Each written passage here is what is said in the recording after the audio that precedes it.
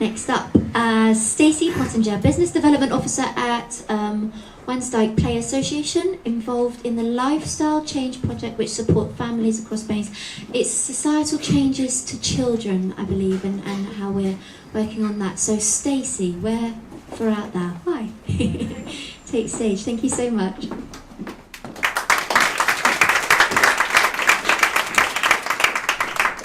Hello. Gosh, there's a lot of you out there. You may see my heart jumping out of my chest and my legs wobbling. It's an honour to speak in front of you. Thank you very much for allowing me to come and do so, and to be amongst the amazing speakers and the ideas that you've heard and will hear throughout the day. I'm going to talk to you. You're probably wondering what somebody with a job title Business Development Officer is doing on a stage talking about children's mental health. I'm also a play worker, and I have 2 children of my own who have also struggled. My daughter has struggled with mental health problems. WPA, just to give you some background, because we don't work in Bristol, have been operating for over 25 years. We provide community play ranges, which is outreach play services for families in deprived areas. We focus on areas of financial deprivation, areas where children are struggling with unhealthy weight, so they're overweight or obese, areas where we know there are low adult education skills and low employability, those sorts of areas. We also deliver these targeted support through the Lifestyle Change Project, which works in 3 areas across Bath and North East Somerset, as a partnership helping to support families to work themselves out of poverty and the issues around that. That's obviously more complex, and do small group and one-to-one work in schools. So it's a mixed bag, as well as youth club and other such things. So I'm going to talk to you a bit about how child-led free play can support mental health and physical health in children and young people.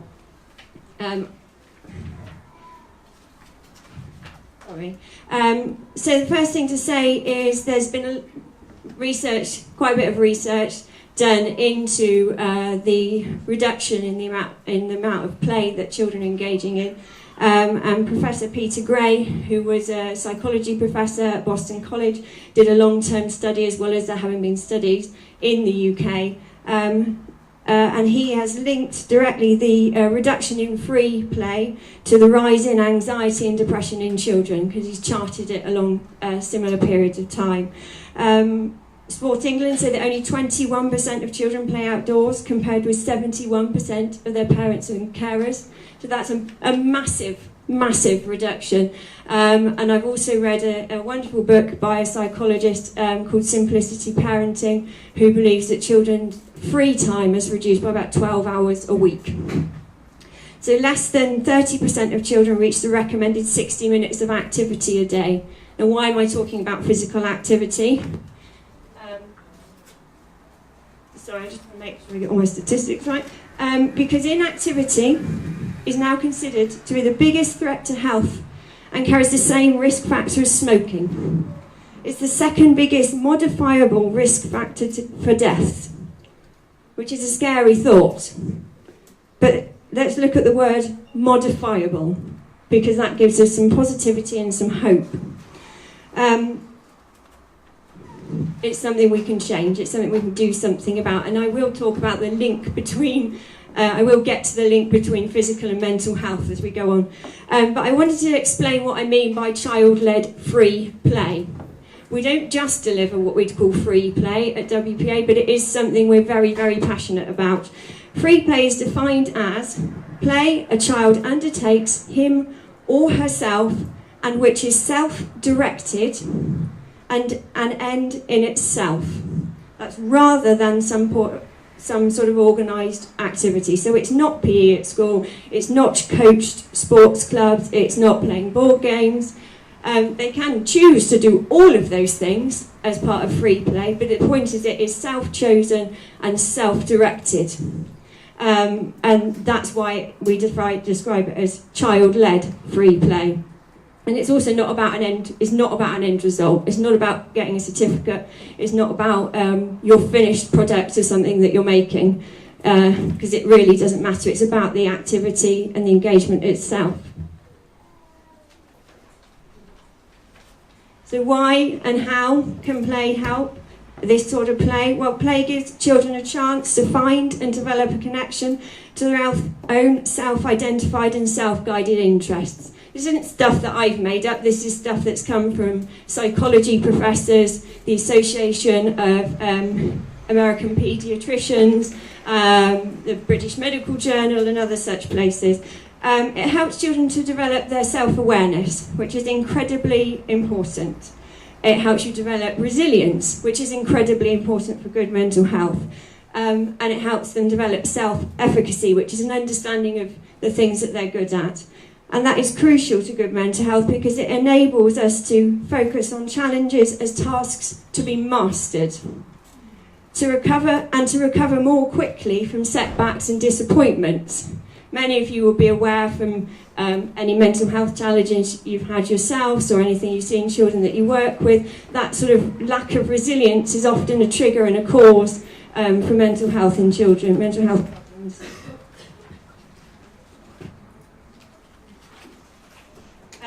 It's through play that children first learn how to make decisions, solve problems, exert self-control, and to follow rules. So it's absolutely crucial for how they then function as young people and adults going forward. Because they can't control themselves, they can't exert self-control, they can't understand at the very least the rules and how to comply with them, then they will struggle in society as they get older. Children also learn to handle their emotions, including anger and fear, during play. So it's about identifying, we talked about identifying emotions and communicating them. Children will often express their emotions and learn to handle both simple and complex emotions during play. And you might have witnessed children in imaginative play actually acting out certain things that are happening in their lives. So children who don't want to talk, who aren't able to talk or can't quite verbalise what's going on, what's making them angry or upset, what's making them sad, it will often come out in play. And they will bring it out themselves without the need of an adult to ask them the questions or ask them to speak about it. So if you have a child that you're working with or your own child is struggling, you can't get them to speak, the questions that you're asking aren't working, play with them.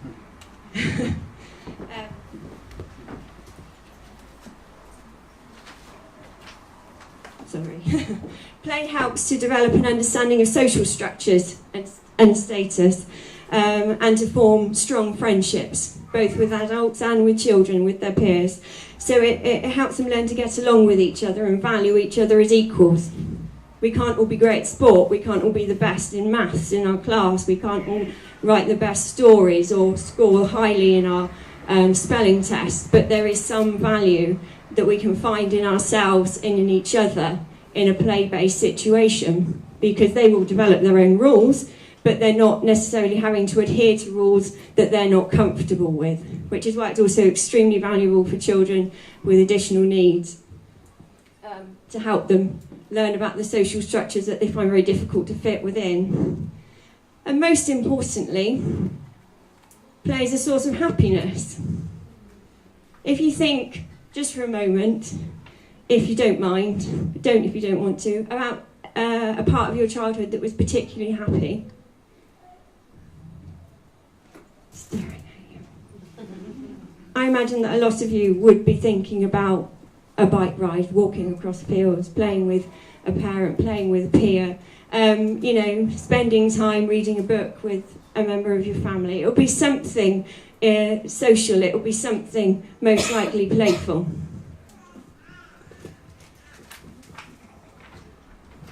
I wanted to talk a bit about what you can do, really, both as professionals or as parents, in whatever capacity you're here as. It's quite simple, really. Become a co-explorer. I say it's quite simple. It's a bit like saying it's easy to lose weight. Because what I'm asking you to do really is to allow and enable unstructured play by providing time and resources. And in a very time-pressured world, when we're all under a lot of stress, under a lot of pressure, that can be the hardest thing to do. I know, as a parent, I don't always get it right. Monday nights at the moment, after school, are the only day we don't have any clubs. And here I am talking about free play. So it is difficult, the pressures are tough, and we need to learn to balance them as adults so our children can learn to balance them themselves. And you will help your child to develop all the essential skills they need by stepping back and enabling them. You know, so we don't necessarily need to drive them to trampolining and gymnastics and swimming and brownies and guitar club like I do, you know, because they will develop most of the skills that they need themselves. They will find a way. I'm not saying just chuck them out and leave them, but be a co-explorer. Provide them with some resources, with some ideas. What about this? Have you thought about that? Let them take you for a walk and point out things that they've seen from their perspective. It can be absolutely fascinating and incredibly valuable. And it does come back to what you were talking about, Bowlby's attachment theory. It's about neuroplasticity. Because although we're play workers, actually, we have a qualified psychologist, a Thrive approach accredited practitioner, and someone who's qualified in children and adolescent mental health as part of our team, because it is so absolutely crucial to what we do on a daily basis with children. I said I was going to talk a bit about physical activity. I won't be much longer, but basically exercise and physical activity takes up 53% of a girl between the age of 5 and 15's activity in a day, and it's 48% for a boy, much higher than sport, which is 16% and 11%. So by encouraging physical activity through play, you'll be supporting that, and that supports the development of dopamine and serotonin in the brain, which you've talked about as being the happy chemicals. It also produces chemicals that help the brain to regenerate. And it also has an effect, it's believed, that helps combat the effects of stress on the brain. And I suggest you look at the work of Dr. William Bird, who is a GP based in Reading. He talks a lot about chronic inflammation. And it's that chronic inflammation that causes both physical and physical problems for the body and the brain. That was it, really. I just wanted to say, so if you can get active with the young people, but give them the opportunity to lead the way, because in many cases, it will lead you to the right path, to getting the right support for them, if not helping solve the problem itself. And I've recorded the voices of some of the children who've come to our sessions about what they've said to us, and I wanted to give them the last word. It has made me remember how important just playing with simple things is. It was fun.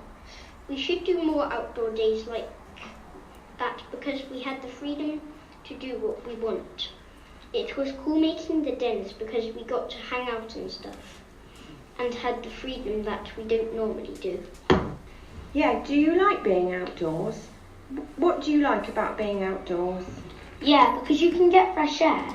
If you're really stressed out, you can just come out and calm down. Well, that's good. And do you often feel like you're a bit stressed out? Yeah, I've had a really stressed week last week, and I just feel like when I'm having a really stressed week, I feel like it is hard to explain, but I just feel like I almost wanted to kill myself last week. So when you say stress, I was 5,000. Wow. And do you feel better now? Yeah. And do you think that being outside helped you with that? You said about getting fresh air. Yeah, just being out with my friends and getting fresh air. I get really angry because everyone wants me to sit down and talk about how I feel all the time. I hate it, but when we go out and play, I just relax and feel better. It's really frustrating for me. It's really frustrating for me because, like, when I try to play the game and end up messing up, it's really annoying. Everywhere you get frustrated, Yeah. but here you don't feel like that. No. You just feel like you can just play. Yeah. That must be so nice to do that. Why do you think that is? Probably because it is a friendly atmosphere.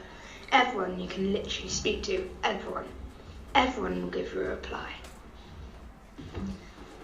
I would like to thank you for letting me be part of the group. I felt nervous at first, but you made me feel welcome. I have never felt so happy in my life. It has made a change. Thank you.